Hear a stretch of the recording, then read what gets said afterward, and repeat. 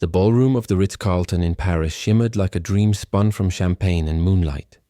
Outside, the city whispered in glowing amber, its lights reflected in the Seine as though Paris itself had conspired to celebrate Camille Donovan's wedding night. The soft hush of classical music lingered in the air, blending with the clinking of crystal glasses and the rustle of silk gowns. It should have been the happiest night of her life, but Camille stood alone at the balcony. One hand resting lightly on the ornate railing, the other curled tightly around the stem of a forgotten glass of rosé. Her wedding gown, ivory, tailored, exquisite, fit her like a second skin. But now, in the solitude of the Parisian evening, it felt more like armor. The diamond on her finger, a vintage Voss family heirloom, glinted under the chandeliers. Delicate light. But the joy it once symbolized had faded. Damien had excused himself more than an hour ago, saying something about an urgent call from his father. He hadn't returned. She didn't want to admit the growing unease coiling in her gut. Not tonight, not on this night. She turned, stepping back into the honeymoon suite. The bed remained untouched. Rose petals lay scattered on the duvet like a trail leading nowhere. The champagne on the side table had lost its fizz, its promise of celebration now a flat reminder of absence. With fingers trembling, Camille reached for her phone. 3 missed calls to Damien. 3 voicemails unanswered. The silence screamed louder than any argument ever could. She was about to try again when a soft knock echoed through the suite. Relief bloomed in her chest. She moved quickly, adjusting her veil, forcing a smile to her lips. Maybe he had just forgotten his key, but when she opened the door, it wasn't Damien who stood there. It was a tall concierge, stiff in his uniform, holding a cream-colored envelope. "Madame Donovan," he said gently, eyes cast downward. "This was left for you. I was instructed to deliver it personally." Camille blinked, her fingers numb as they took the envelope. Her name was scrawled across the front in Damien's unmistakable handwriting. The hotel employee hesitated, as if debating whether to say more, but Camille's polite nod sent him on his way. Closing the door slowly, she leaned back against it, the envelope burning in her hand. 1,000 scenarios raced through her mind. None of them prepared her for what she read. "Camille, I'm sorry. I thought I could do this. I wanted to, but I can't. This isn't about you. It's about the choices I have to make for my family. By the time you read this, I'll be gone. I've filed for annulment. The hotel is paid for the week. I hope you can find peace. Damien." The words blurred as tears stung her eyes. She read it again and again, searching for something, anything that made it make sense. But it was final, cold, efficient, like a business memo delivered by a stranger. Camille sank to the floor, the letter slipping from her fingers. Her chest constricted as waves of disbelief and humiliation washed over her. She ripped off her veil, her fingers clawing at the tiny buttons of her gown, each one a reminder of promises broken, of vows abandoned. When she finally pulled it off, the dress puddled around her like a broken illusion. She caught sight of herself in the full-length mirror, still in her delicate lingerie, tears streaking her carefully applied makeup, hair cascading in perfect waves. A woman built for love, standing in the ruins of it. The room phone rang. The sharp sound jolted her, and for a moment she didn't move. But then instinct took over. Maybe it was Damien. Maybe he realized what he'd done and was calling to explain. "Apologize." "Hello?" Her voice was a fragile whisper.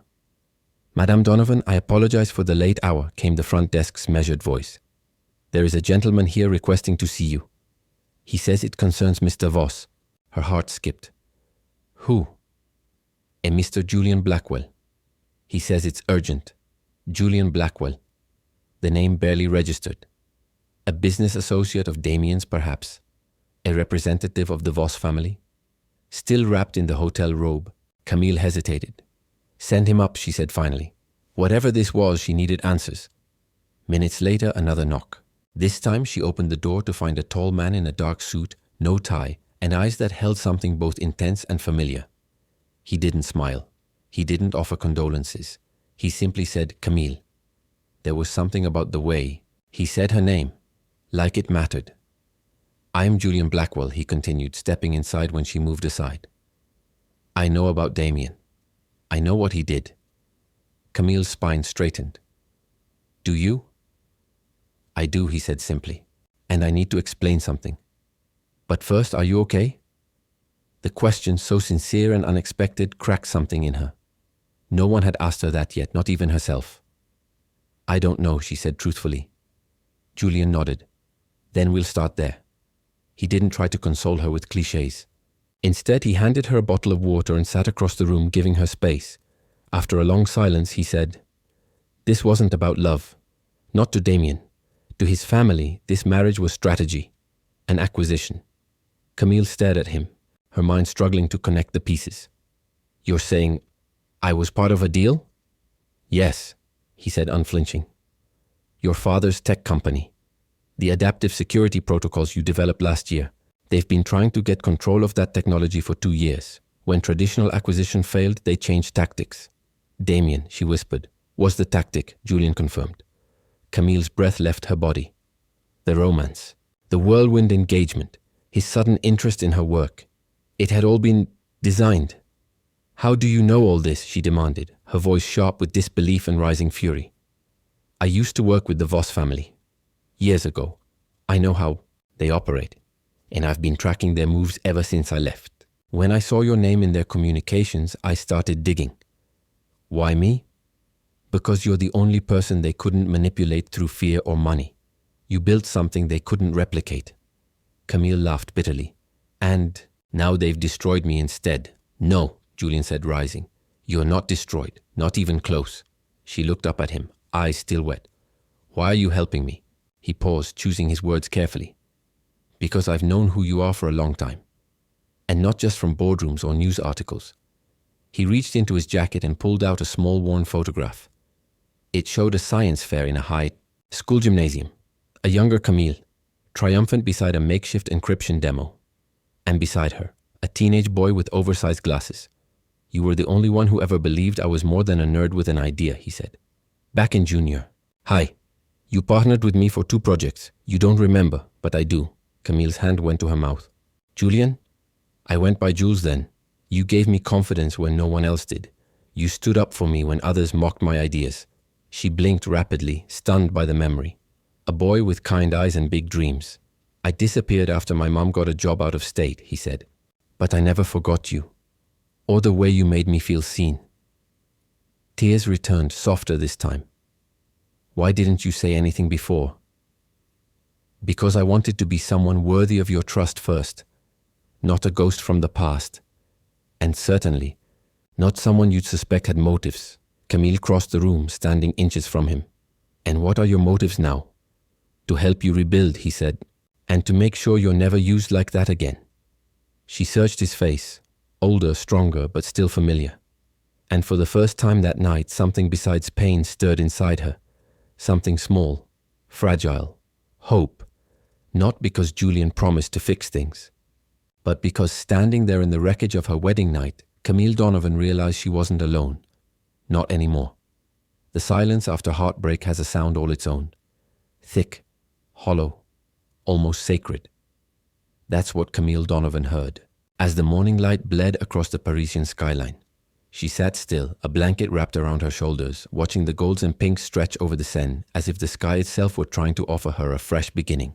But how do you start again when your life was supposed to begin the night before? The suite remained in disarray. The wedding dress lay lifeless on the floor like the remains of a beautiful lie, the rose petals scattered with no meaning, and the bed, pristine, untouched, waiting for a night that never happened. She had not slept. How could she? Each time she closed her eyes, she saw Damien's face, the man who had promised forever, only to vanish into the shadows of their wedding night, leaving behind nothing but a letter that read like a resignation. She hadn't moved for hours. What was the point? She was meant to be celebrating love, but now she sat in the ruins of it, trying to piece together what was real and what had only ever been staged. Then came the knock. It was soft, hesitant, yet certain enough to break through. The stillness like a thread tugging her back to reality. Her breath caught. For a wild moment, hope flickered. Maybe Damien had returned. Maybe he had made a mistake and wanted to take it all back. But when she opened the door, it wasn't her husband, ex-husband, who stood there. It was a man she didn't recognize, though something about him pulled at a distant thread in her memory. "Camille," he said quietly. His voice was low, steady, the kind you don't expect to hear in moments like this. "My name is Julian Blackwell. I was a friend of Damien's. A long time ago. His tailored suit was understated but expensive. His posture easy but alert. He wasn't there to sell sympathy. And he wasn't surprised to see her like this. Heartbroken, guarded, ruined. I need to speak with you, he said. Camille crossed her arms. About what? About why Damien left, and why you were never meant to be his wife. For a moment she thought about slamming the door, but something in his eyes, an intensity, a familiarity, made her step aside. He entered slowly, carefully, as if aware that he was stepping onto sacred ground. She offered no coffee, no chair. She stood there, arms still crossed, daring him to speak. I know you have no reason to trust me, Julian began, but you deserve the truth. And it's not going to come from anyone in the Voss family. She didn't respond. Her silence gave him permission to continue. I've been watching Damien's father, Edward, for a long time, tracking his acquisitions, his tactics. His interest in your father's company wasn't casual. Johnson Dynamics is one of the last few firms in the cybersecurity space he hasn't managed to take over. Camille flinched at the mention of her father's company. What does that have to do with me? Julian looked her dead in the eye. Everything. You weren't just a brilliant developer behind the adaptive encryption protocol. You were the leverage, the emotional Trojan horse. Marrying you was the Voss family's attempt to force your father's hand. She stared at him. You're saying Damien married me to get access to my work? Julian's silence said more than words could. Camille shook her head slowly, then faster. No, that can't be. Damien and I, we were real. We dated for almost 2 years. We lived together. He met my father. He studied you, Julian interrupted gently. He knew what to say, what to like, when to show interest in your work without looking obvious. It was a long game, Camille. One the Voss family has played before. She turned away, unable to breathe. You expect me to believe that 2 years of my life were a corporate strategy? I don't expect you to believe me, Julian said. I can show you. He pulled out a tablet from his briefcase and placed it on the coffee table. With a few taps, he brought up a file, dozens of pages long, detailing timelines, email exchanges, internal memos. The document was titled Operation Orion. Camille scrolled through the pages. Her name appeared repeatedly. So did her father's. So did her encryption prototype. She couldn't deny it. It was all there. Her knees gave out beneath her. She sank onto the couch as if the truth itself had weight. The betrayal was so vast, so calculated, that it made her physical. Her chest ached, her hands shook. He proposed to me on the same weekend I gave my father the prototype, she whispered, remembering the picnic, the ring hidden in a pastry box, her tears of joy. He asked me to marry him the same night I told him about the algorithm. Julian said nothing. He didn't need to. Camille looked up at him, and for the first time she didn't see a stranger. She saw someone who had peeled back the illusion, no matter how painful. Why are you helping me? She asked, her voice raw. He hesitated, then said, because this isn't the first time the Voss family has destroyed something good for power, and because we've met before. She frowned. We have? Oak Hill Prep 10th grade. Science fair. You were the only girl in the competition. You beat every senior with your network model, and you let the quiet kid with glasses be your partner on the encryption demo. Camille's eyes widened. Jules? He nodded. I told her, I'd make something of myself one day. A half laugh escaped her lips, choked by disbelief. You disappeared. One day you were there and then you weren't. My mom had to move. But I never forgot you. Camille looked away, tears threatening again. Not for Damien, but for the girl she used to be. The one who believed in people because she thought believing was enough. I thought I was starting a life, she said, her voice trembling. Instead, I walked into a trap wearing a white dress. Julian knelt in front of her. Then let's rewrite the next chapter. She looked at him. Not with trust, not yet, but with something softer, something like curiosity. Why now? She asked. Why come back into my life at my lowest point? He exhaled. Because you don't deserve to face this war alone.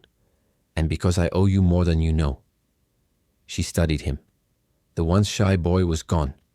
In his place was a man who carried secrets, strength, and a past that intersected with hers in ways she was only beginning to understand. Do you believe in revenge, Julian? He tilted his head.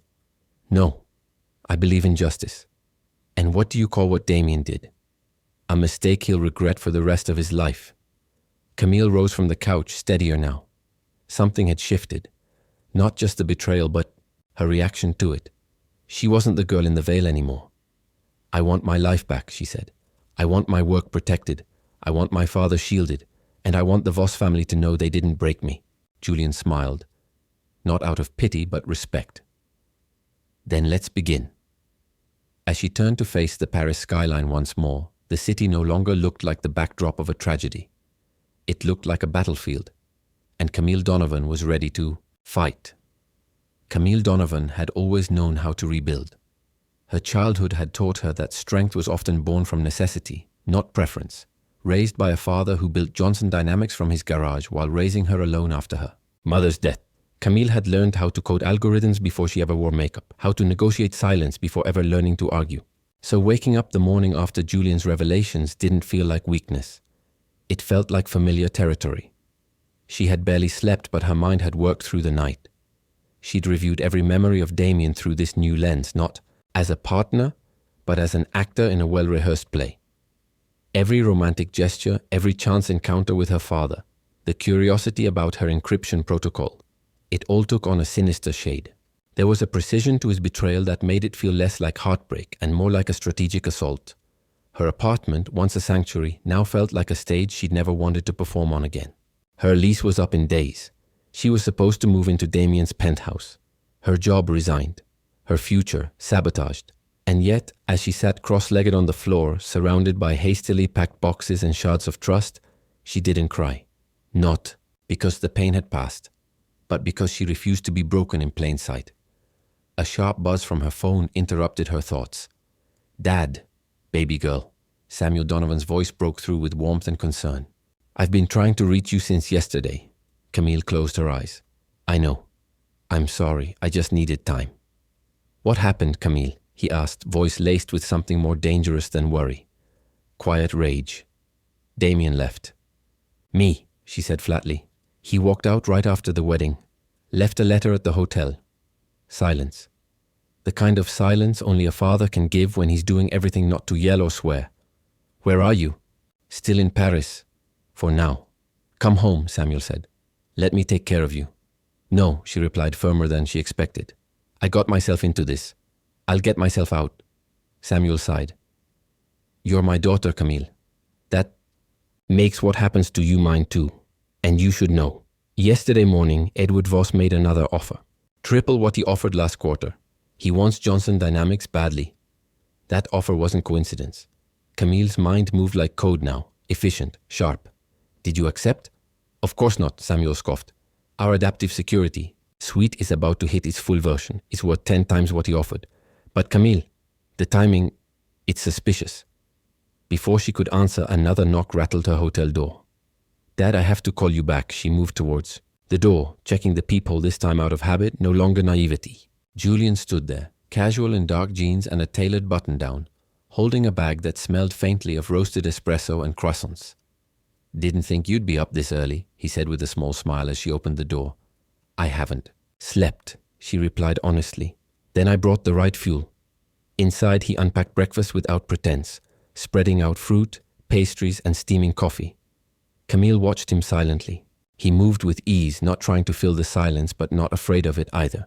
"How are you holding up?" he asked finally. Camille exhaled. "Do you want the PR version or the truth?" "Truth," he said. "Always. I feel like I married into a war I didn't know was being fought. Like I was handed a bouquet laced with grenades." Julian's expression tightened, but he said nothing. She sat down, sipped her coffee, then opened the divorce envelope again, still, on the table where she left it. Julian leaned over, scanning the pages. "These were prepared weeks ago," he said. "Look here, page 17, paragraph 3. That date? It's buried in the legalese, but it means Damien filed this before. You finalized your wedding guest list." Camille stared at the spot he pointed to. Her hands trembled again. He knew this whole time. "I told you," Julian said, voice low. "They don't play short games.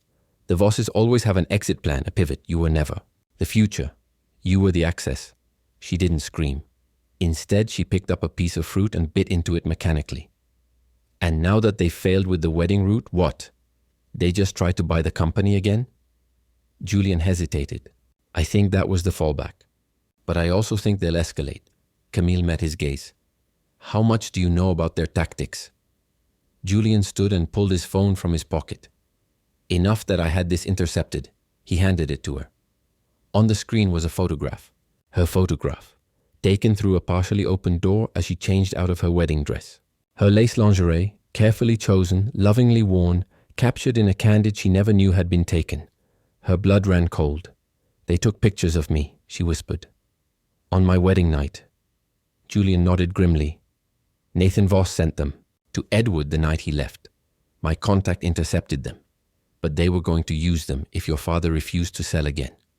The weight of it all, the betrayal, the invasion, the strategic cruelty, crushed her breath. She stood suddenly, needing motion. Delete it, she demanded.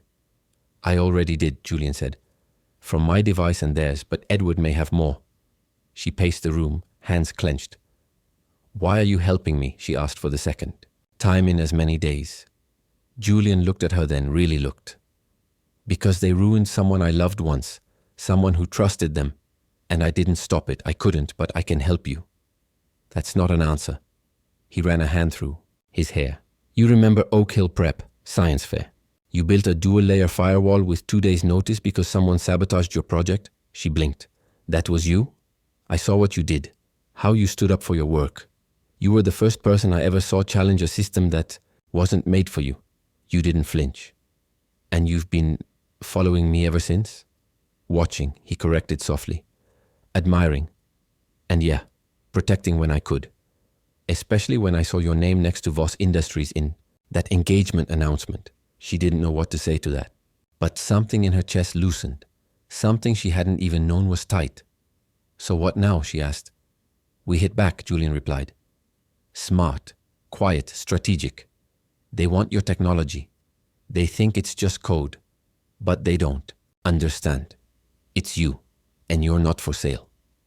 For the first time in days, Camille felt her pulse steady, her power return. The tears didn't vanish, but they made space for something else. 2 days after her world had unraveled, Camille Donovan found herself standing in the quiet hallway of Johnson Dynamics, the company her father had built with his bare hands and sleepless nights. The hallway was familiar, comforting in its clean lines and soft lighting, yet today it felt smaller, the walls closer. Maybe it wasn't the hallway that had changed. Maybe it was her. She had arrived unannounced that morning, taking the early flight back to Chicago. Her father, Samuel Donovan, had insisted she come home, and for once she didn't argue. Not because she needed rescue, but because she needed roots, something solid to stand on before the storm hit again. Now she sat across from him in his modest office, a place filled with tangible memories. Her middle school art stuck to one cabinet. Her mother's photograph framed above a shelf of early tech prototypes. Her father was staring at the divorce papers she had handed him, the ones Julian had confirmed were drafted weeks before her wedding. His fingers trembled ever so slightly. I still think you should press charges, he said finally, his voice tight, controlled like a dam straining against a flood. Camille shook her head. And tell the police what? That my husband took private photos of me without consent on our wedding night before leaving me with a breakup letter? There's no solid proof that he still has them, and even if we had it, the scandal would damage our company more than it would hurt the Voss family. Samuel's jaw clenched. At 62, his salt and pepper beard and quiet authority gave him the presence of a man who had built and protected something valuable all his life, and now that legacy was under attack. This man, this entire family, they planned this. They humiliated you, and they're still circling like vultures. I know, Camille said softly, but this isn't just about me anymore. They want your company, your research, your reputation, and they're willing to use me to get it. The words tasted bitter on her tongue. She had always been proud of what she'd created, especially the adaptive encryption protocol that had begun as a side project in grad school and now stood at the center of a silent tech war. But now, it felt like a target on her back. Before Samuel could respond, a soft knock interrupted them. His assistant stepped in. Mr. Donovan, the representatives from Vostech are here. Samuel straightened his shoulders. Let them in. Camille stood too, brushing invisible lint off her navy blazer. "I'm staying." Her father hesitated. "You don't have to." "I do," she said. "This ends today." Moments later, the conference room door opened and in walked three men dressed in tailored suits. At the center was Edward Voss, father of the man who had abandoned her, the real puppet master behind the scenes. His silver hair was immaculate, his blue eyes icy with calculation. The other two executives flanked him like silent sentinels. "Ms. Donovan," Edward said with a cool smile. "What a surprise. I thought this was a business meeting." Camille didn't flinch. "As Chief Innovation Officer of Johnson Dynamics, I am exactly where I belong." Edward's expression didn't change, but there was a flicker of interest behind his gaze. "Of course. My mistake." He turned to Samuel. "Shall we begin?" Camille watched them like a hawk as the offer was laid out again. Triple the current market valuation for Johnson Dynamics, retention bonuses for the executive team, and a vague promise of collaboration between the two firms. "And what about my daughter?" Samuel asked pointedly. Edward barely blinked. "Her involvement in recent events is regrettable, but we're prepared to separate personal matters from business." Camille leaned forward. "So it's just a coincidence that your son left me at the altar 2 days before you pushed this deal again?" Edward's smile didn't reach his eyes. "My son makes his own decisions. And the photos he took of me, also his own decision. This time, there was a crack in his composure. A flash of something, alarm perhaps, before he masked it again. "I think this meeting is over," Samuel said, rising. Edward stood too. "I would advise you both to reconsider. The market is volatile. A firm like yours may not hold its valuation for long." "Is that a threat?" Camille asked coldly. "Merely an observation," Edward replied. "Though I understand your sensitivity after recent events." Camille's fury spiked. "Let me ask you something, Mr. Voss. The divorce papers prepared 2 weeks before our wedding, just standard procedure? And the surveillance photos of me, souvenirs perhaps?" For the first time, Edward was silent. That silence said everything. "I'll have security escort you out," Samuel said firmly. As the Voss team filed out, Edward paused beside Camille. "You're playing a dangerous game, Miss Donovan. Be careful you don't get burned." When the door finally closed, Camille let out a long breath she hadn't realized she was holding. "You knew about the photos," her father said. Not as a question, but a fact. "I needed to see how he'd react." Julian was right. "They're planning to use them." Samuel nodded grimly. "This man, Julian, he seems to know a lot about their playbook. He used to work in government cyber intelligence," she said. "Now he runs a security firm, Guardian Systems. He's been tracking the Voss family for years. I want to meet him." That afternoon, Julian arrived at Johnson Dynamics, precisely on time, dressed in a charcoal suit that somehow emphasized both confidence and humility. He shook Samuel's hand with quiet respect. "Thank you for agreeing to meet me, Mr. Donovan." They sat in Samuel's office, the skyline of downtown Chicago glinting beyond the windows. Camille watched her father assess Julian the way he did new hires, measured, thorough, curious. "My daughter tells me you've been helpful," Samuel began, "but I still don't know why. What's your stake in this?" Julian nodded. "That's fair." He reached into his jacket and pulled out a small device, setting it on the desk. "This ensures privacy," he said. "I believe the Voss family is capable of monitoring even secure networks." Samuel arched an eyebrow but allowed it. "I was recruited out of MIT," Julian continued. "Worked on encryption systems for the government. That's where I crossed paths with the Voss family. Their shipping company was a front for technology transfers, modifying software, selling it under aliases to countries under sanction. I refused to be part of it." Samuel listened in silence. "They tried to bury me," Julian said.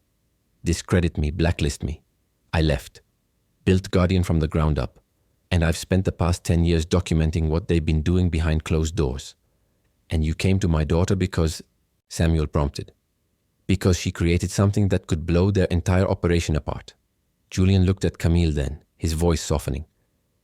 "Your adaptive protocol isn't just smart, it's revolutionary. They want to use it for something far beyond corporate security." Samuel leaned forward. "You think they want to weaponize it?" "I think they already have plans in motion," Julian replied. "And if they can't buy it, they'll steal it." Camille exhaled. "They were using me to get to you." Julian turned to her. "No, Camille, They were using you because they feared your mind. It was a small difference. But to her, it meant everything. The halls of Guardian Systems hummed with quiet urgency as Camille Donovan stepped out of the private elevator and into her new life. 2 weeks had passed since she'd accepted Julian Wells's offer to join his cybersecurity empire. Not just as a developer, but as an insider in the silent war against the Voss family. On the surface, it was a professional transition. In truth, it was a strategic repositioning. She hadn't just taken a job. She'd entered a battlefield. The skyscraper housing Guardian's headquarters rose like a blade over the Chicago skyline, glass and steel catching sunlight as though daring the world to challenge what it protected. Inside, everything was methodical, minimalist, efficiency without arrogance. Camille appreciated that. She didn't need noise or flash. She needed direction, control. And most of all, she needed a place where her mind could operate at full throttle without being someone's pawn. The security officer at the reception desk stood the moment she approached. "Good morning, Miss Donovan. Mr. Wells asked that I escort you directly to his office." Camille nodded politely and followed. She wore a tailored black pantsuit with a pale blue silk blouse, her hair pulled back into a low twist. It wasn't armor, but it gave her just enough distance from the girl in the wedding dress who had stood barefoot and broken in a honeymoon suite. Julian was already standing when she entered his executive suite. The room was sleek, understated. No ostentatious displays of power, just dark wood, soft lighting, and a wall of monitors displaying scrolling data streams and global threat indicators. When he turned to her, there was a glimmer of something rare in his expression, warmth, not possession, not pity. Possession, not just the quiet recognition of someone walking beside him, not behind.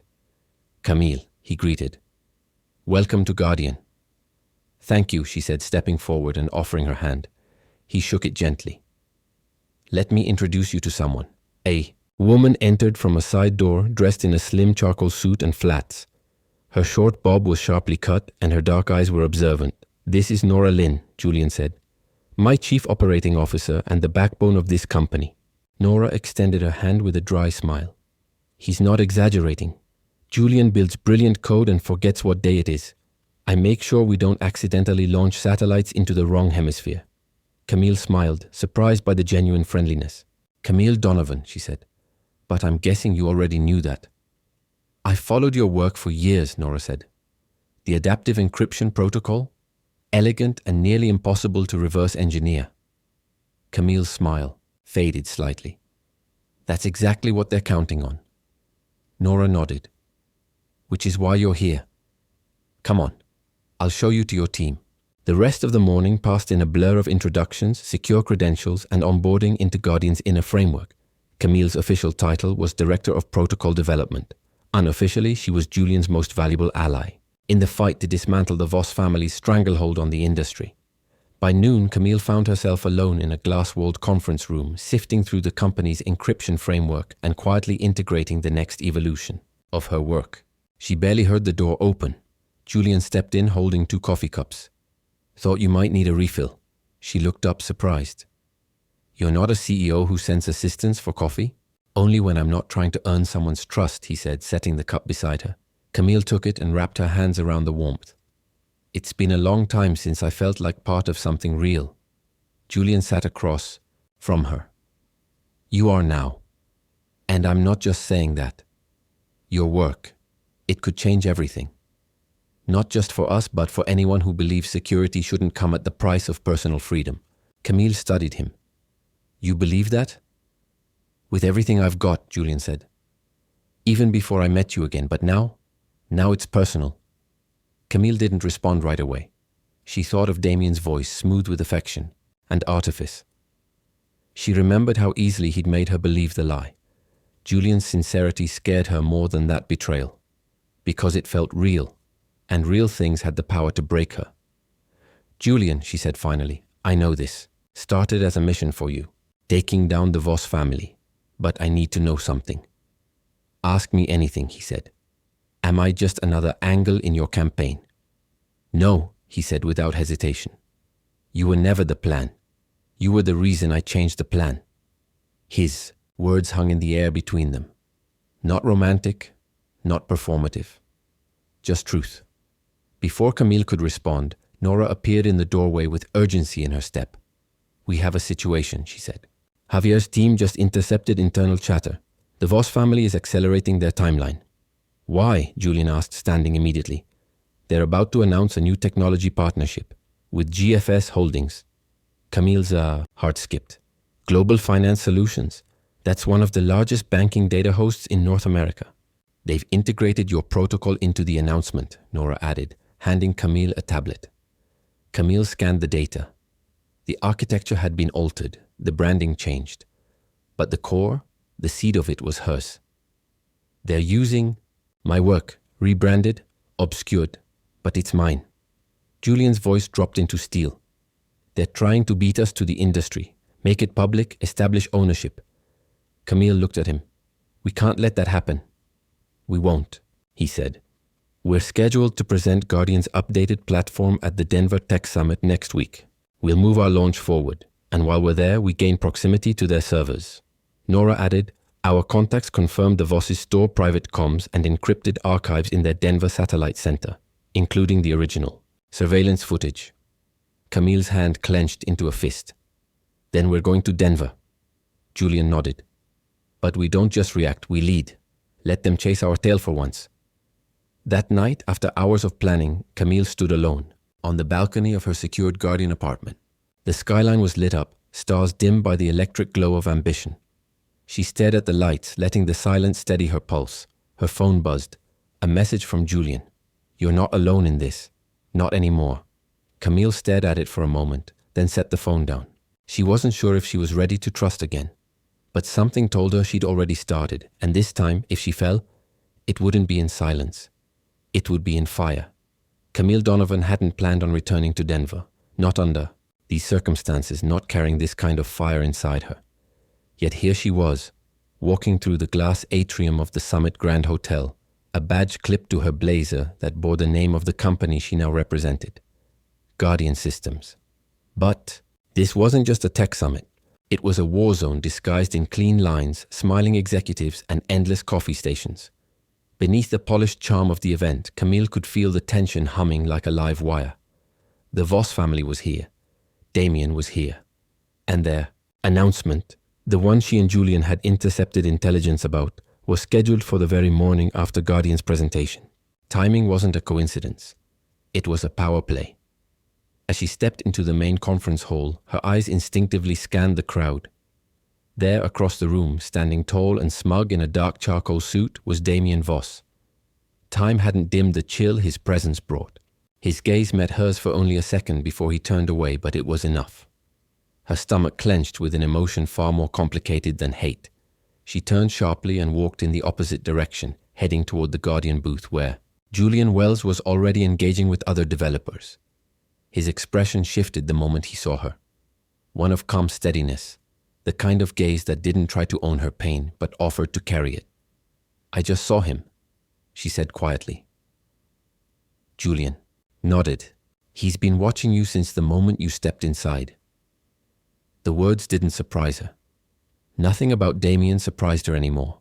Not his betrayals, not his games. What did surprise her, perhaps, was the steady hum of clarity that had taken root inside her. He no longer had the power to define her. Their presentation came swiftly. The room was packed, some drawn by Guardian's rising reputation, others there to witness the quiet standoff playing out between Camille and her ex-fiancé's empire. Julian handled the introductions. Then Camille stepped forward, the soft glow of the stage lights brushing her face, casting her in a different kind of spotlight, one she chose. She spoke of innovation, of protecting not just systems but people. She spoke of ethics, of integrity, and the human cost of technology built for exploitation.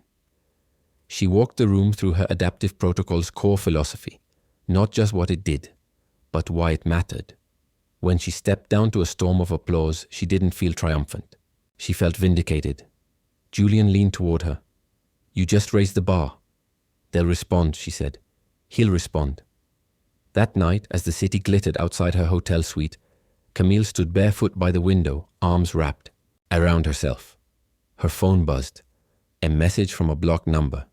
"You looked beautiful today, but we both know this is going to end badly. For you." Her jaw tightened. There was no name, but there didn't need to be.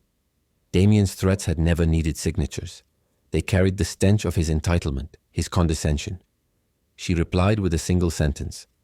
You taught me how far I'll go to protect what's mine. I hope you're ready. The next morning came like a storm. Vostek's announcement was slated for 9 a.m., but rumors began to swirl by 7:45. Camille was seated in the suite she shared with Julian, watching the encrypted live feed Javier had secured. The Voss family's innovation had gone public, and it was unmistakably, undeniably hers. Camille stared at the code diagrams on the screen, her breath catching, her original logic flow, her unique segmentation method, repackaged, renamed, but hers. This is it, she whispered. They stole everything. Julian's face was hard, focused. We hit back now. We send the dossier, all of it. Nora appeared in the doorway, her tablet already open. I've compiled the evidence. The press has it. Regulators too. All we need is your word. Camille's voice was low but clear. Send it. As the clock struck 9:15, Guardian dropped the bomb. Encrypted emails, source code metadata, documentation of the surveillance, a clear trail leading from Damien Voss's laptop to the compromised Guardian research files. And then, the kicker, a clip of a conversation between Damien and a Vostek board member, casually discussing how Camille never needed to know it was all about the algorithm. The media caught fire. Within minutes, news outlets were broadcasting. The scandal industry leaders were distancing themselves from Vostek, and GFS Holdings publicly announced an immediate pause on their joint project. The halls of the summit transformed into a hive of whispered speculation and barely contained schadenfreude. Camille didn't smile. She didn't gloat. She just sat in silence, absorbing it all, the storm of validation and the quiet ache underneath. That evening, she stepped onto the rooftop balcony alone, needing air. The sky was painted with the dusky violet of an impending snowfall, and the mountains stood in silent witness beyond the lights of the city. Julian joined her without a word, his coat draped over his arm. He held it out and she took it, wrapping it around her shoulders. She didn't speak until she was sure her voice wouldn't crack. Do you think people can ever really change? She asked. He didn't hesitate. Some can, the ones who want to, and the ones who just pretend. To change until they get what they want, they lose everything. Eventually, Camille turned to face him. He told me he loved me. He looked me in the eyes and said it wasn't about the business. I know, Julian said, and I'm sorry. I believed him. And now, he said gently, you believe in yourself. She looked at him for a long moment, searching for something she couldn't name. And then, without warning, she stepped forward and wrapped her arms around him. Not because she was breaking, but because she wasn't.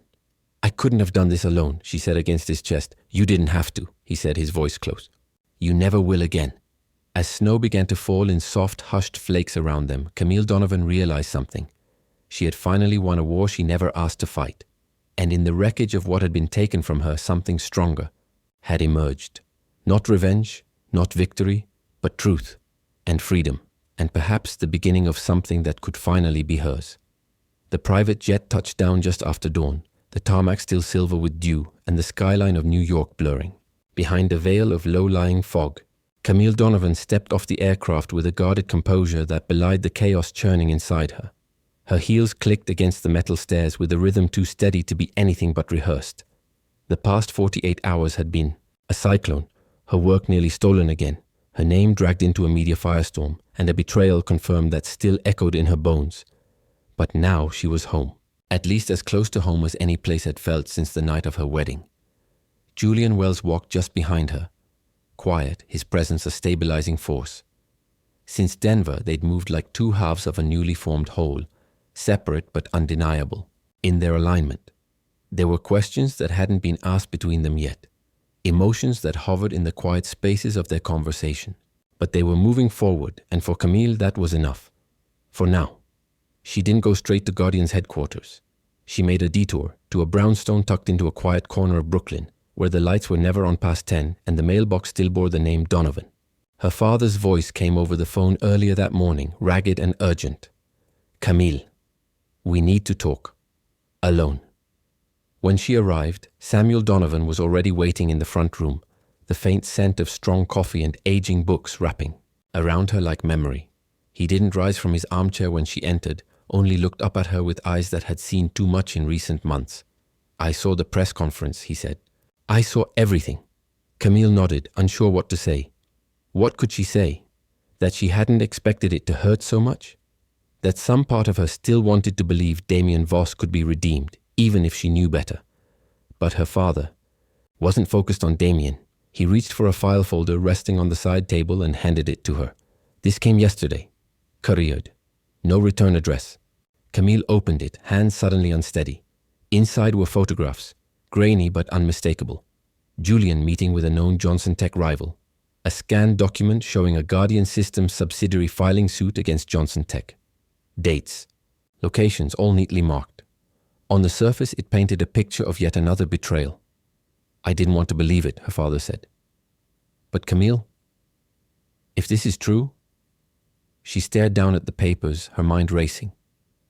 Julian had told her there were people within Guardian trying to sabotage them, board members planted by the Voss family, old government ties. He'd sworn he didn't know about the lawsuit until it had already been filed, and yet, proof, however curated, was sitting in her lap. "Dad, I need to figure this out for myself," she said, voice quiet. He nodded, though worry never left his eyes. "Be careful. You've already lost too much." She left the brownstone with the weight of doubt pressing into her spine, her resolve weakening under the accumulation of broken truths. But she didn't cry. She didn't scream. She did what she always did. She gathered the facts. She asked the right questions. When she arrived at Guardian, the mood was electric and anxious. The press was still circling, regulators requesting meetings, investors watching every step. Nora met her in the executive lobby. "You're not going to like this," she said without preamble. "But Nathan Voss is here. He says it's urgent. He's waiting in the private conference room." Camille's stomach clenched. "He walked into this building?" "He walked through security with a passcode," Nora replied. "One of our clearance levels was compromised." Of course it was. She entered the conference room alone. Nathan stood at the window, hands in his pockets, his reflection staring back at him like a stranger. "You've got 2 minutes," Camille said. "Make them count." He turned but didn't move closer. "I'm not here to convince you of anything," he said. "I'm here because my father is planning something worse. Worse than stealing my work and humiliating me in front of the entire tech world." He didn't flinch. "Yes, much worse. You know about Project Haven?" The name froze the air in her lungs. "Yes," she said slowly. "An abandoned initiative from 5 years ago. Dual-layer security tech, encrypted, on both ends. Theoretically untraceable. My father didn't abandon it. He's been developing it off books, with stolen components, including your protocol. If he launches it, it'll allow foreign entities to conduct surveillance on US networks without detection." Camille's heart pounded. She had suspected as much, but to hear it confirmed, "What do you want from me, Nathan?" "Help me stop him," he said simply. "I can get you access to the mainframe where the data's stored, but I need something in return." Of course he did. Camille folded her arms. "Let me guess, immunity, protection." "No," Nathan said. "I want you to destroy it publicly. Burn every part of it. Make it unusable. I want him to know his own son was the one who handed him over." For a moment, all Camille saw was the boy he'd once been. The one who kissed her on a rainy rooftop in Milan. Who said her mind was the most dangerous thing he'd ever loved. But that boy was gone, buried beneath layers of loyalty and betrayal. "Leave the information with Nora," she said, turning to go. "And don't come here again." That night, Julian found her in the Guardian server room, the hum of machines, filling the silence. She was cross-checking the files her father had given her with Guardian's internal logs. "I heard about Nathan," he said. "What did he want?" "To bury his father." Julian didn't respond. Camille turned slowly toward him, eyes narrowed. "You said the lawsuit against Johnson Tech was filed without your knowledge." "It was," he said carefully. "Then why are there clearance logs with your encryption key dated 3 days before the lawsuit was initiated?" Julian's jaw clenched. "Because someone spoofed my key. We found the breach this morning. It's how Nathan got in today." "And the meetings with my father's rivals?" "I meet with dozens of executives every quarter," he said. "That photo was taken at a public tech mixer in London. You can see the background. It's all smoke. And mirrors, Camille. designed to drive a wedge between us. She stared at him, heart thudding. Do you swear to me on everything that you've never used me to further your fight with the Voss family? His voice cracked, barely audible. I swear. And in that moment something shifted. A breath of faith restored. A fracture beginning to mend. But it wasn't over. The next morning, Guardian's security team launched a full-scale extraction operation on the data Nathan had provided. Project Haven was real, and far more dangerous than Camille had imagined. She had one chance to dismantle it before it could be deployed. They assembled a strategy. Camille would present their findings at an emergency tech ethics conference called hastily by the FTC. She would expose the operation, not just to regulators, but to the public. But before she left for the event, she walked into Julian's office, her shoulders squared. There's something else, she said, her voice shaking. I'm pregnant. He froze, the air between them charged with shock. 8 weeks, she added. It happened in Denver. I found out a few days ago. Julian crossed the space between them like a man waking from a dream. He reached for her hands, his voice rough. Camille, are you okay? Do you want this? She didn't hesitate. I don't know what the future holds, but yes, I want this child. He took a breath, long and steady, his eyes never leaving hers. Then we protect this, whatever it takes. As she left the building, a storm brewing outside mirrored the one still unfurling inside her. But Camille Donovan wasn't afraid of storms anymore. She'd walked through fire, survived betrayal, faced down powerful men who thought they could define her story. Now she would write her own ending, and nothing, not fear, not the Voss Empire, not even the child growing inside her, would take that away. The city was cloaked in a somber grey as Camille Donovan stood before the towering glass facade of the federal courthouse. The weight of the impending testimony pressed heavily on her shoulders, a culmination of months entangled in betrayal, resilience, and the relentless pursuit of truth. Inside, the courtroom buzzed with anticipation, the air thick with the gravity of what was to unfold. As she stepped into the courtroom, Camille's eyes met those of Damien Voss. His gaze, once familiar and warm, now held a cold detachment. The man who had once professed love now sat as the embodiment of deceit. She took her seat, the murmurs of the crowd fading into a distant hum as she centered herself for the testimony ahead. The proceedings commenced with the prosecution presenting a meticulous account of the Voss family's illicit activities. Documents, emails, and testimonies painted a damning picture of corporate espionage and ethical violations. Camille's name surfaced repeatedly, her innovations manipulated and misused in a web of deceit. When called to the stand, Camille's heart pounded, but her voice remained steady. She recounted her journey with precision, detailing the inception of her encryption protocol, the trust she placed in Damien, and the subsequent betrayal. Her words resonated with the courtroom, a poignant narrative of ambition tainted by treachery. During a cross-examination, the defense attempted to undermine her credibility, suggesting complicity or negligence. Camille responded with unwavering clarity, her composure unshaken. She presented evidence of her efforts to safeguard her work, her warnings ignored, and her discoveries suppressed. As the day progressed, the courtroom witnessed a parade of witnesses corroborating Camille's account. Former employees, industry, experts, and even members of the Voss inner circle testified to the systemic exploitation of Camille's innovations. The defense's arguments weakened under the weight of mounting evidence. Outside the courthouse, media outlets buzzed with updates, the public captivated by the unfolding drama. Camille's story became emblematic of the struggle between integrity and corruption, a narrative that resonated far beyond the tech industry. In the quiet moments between sessions, Camille found solace in brief conversations with Julian Wells. His presence offered a steadying force, a reminder of the support that had emerged amidst the chaos. Their bond, forged in adversity, provided a glimmer of hope in an otherwise tumultuous journey. As the trial neared its conclusion, Camille delivered a final statement. She spoke not only of personal betrayal, but of the broader implications of unchecked ambition and ethical compromise. Her words served as a clarion call for accountability and integrity in an industry at a crossroads. The jury deliberated, the courtroom tense with anticipation. When the verdict was announced, guilty on multiple counts, the room erupted in a mix of relief and solemn acknowledgement. Justice had been served, but the scars of the ordeal remained.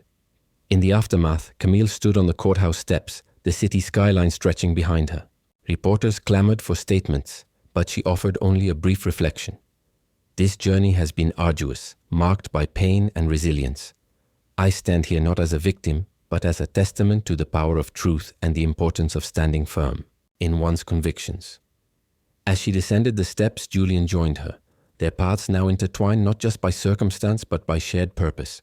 Together, they walked into the future, bearing the lessons of the past and the promise of a new beginning. 6 months had passed since the trial that reshaped everything. In the crisp stillness of early spring, Paris was coming to life again, blooming with the promise of renewal. The city's cobbled streets bore the echoes of a world that had once tried to consume Camille Donovan.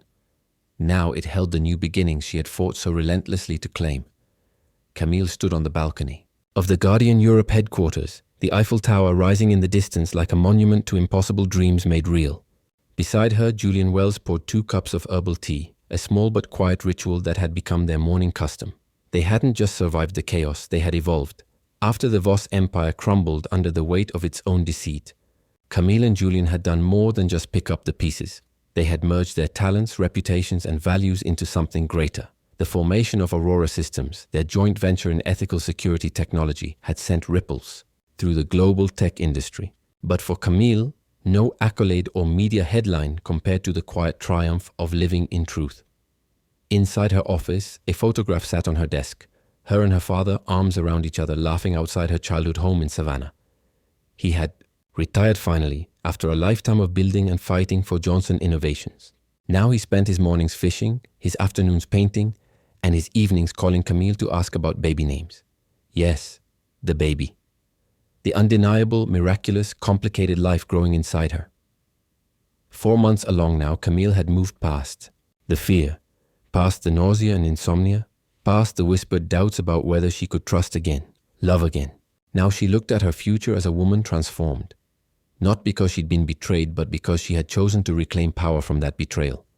The baby had changed Julian too. He was softer at the edges, warmer in his words. Not possessive, never insistent, but present always. When he learned of her pregnancy, he hadn't made grand promises or offers of rescue. He simply stayed. One day at a time, one conversation at a time, he proved that love, real love, isn't loud or dramatic. It's patient, earned, quietly unshakable.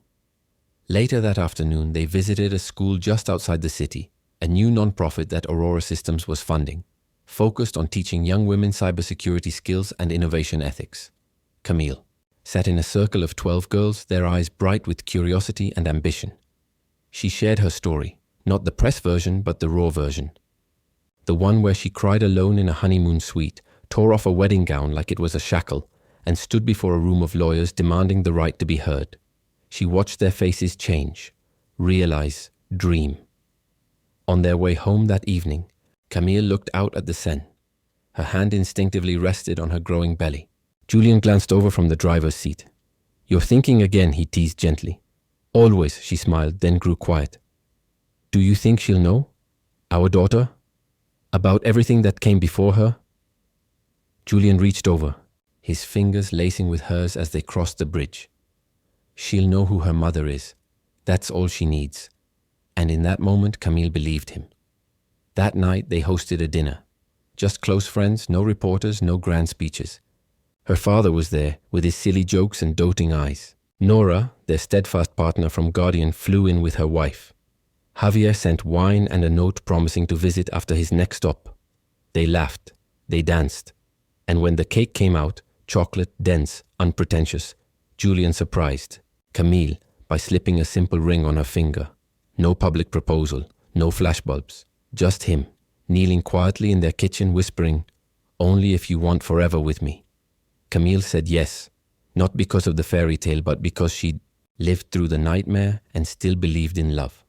A week later, they returned to the States, landing in Savannah for a few days of rest. One morning, Camille took a walk through her father's old garden, now wild with honeysuckle and rosemary.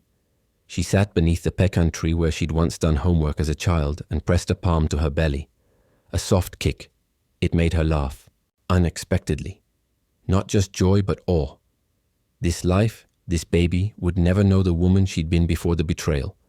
And that was a blessing. Camille had become someone new, not hardened, but healed. "You know," she said quietly, "there was a time I thought heartbreak would define me, that who I was would always be the woman left behind." Julian turned to her. "And who are you now?" She smiled, resting her head on his chest as waves kissed the sand. "I am the woman who dared to start over." They stood there for a long time, just listening to the wind. And so the story of Camille Donovan did not end in heartbreak.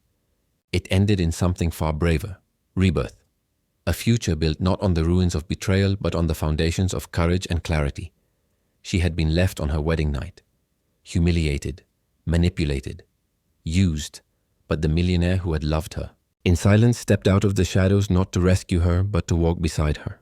And together, they built a world no one could take from them, not even fate.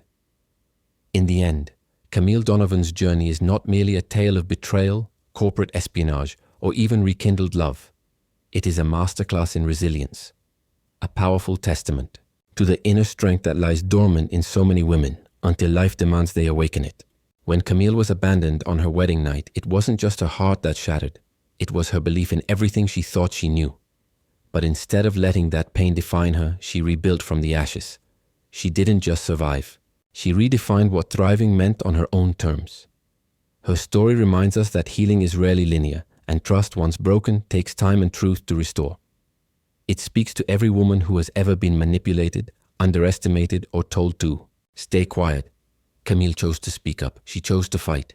And in doing so, she not only protected her future, but inspired countless others to do the same. Through her, we learn that betrayal can be a beginning, not an ending. That real love doesn't arrive in a whirlwind of promises. It arrives in consistent presence, in actions, in quiet belief. And perhaps most importantly, her story shows that dignity is not something anyone can take from you. It's something you reclaim step by step with every brave decision you make. As you close this chapter, ask yourself, what would you fight for if fear weren't holding you back? What part of your life is waiting for you to reclaim it? Let Camille's journey inspire yours. If this story moved you, if it made you feel seen or simply entertained, don't forget to subscribe to our channel. Your support is what fuels us to keep bringing these powerful emotional stories to life. Hit that subscribe button now so you don't miss what's coming next. We promise the next chapter will be even more unforgettable.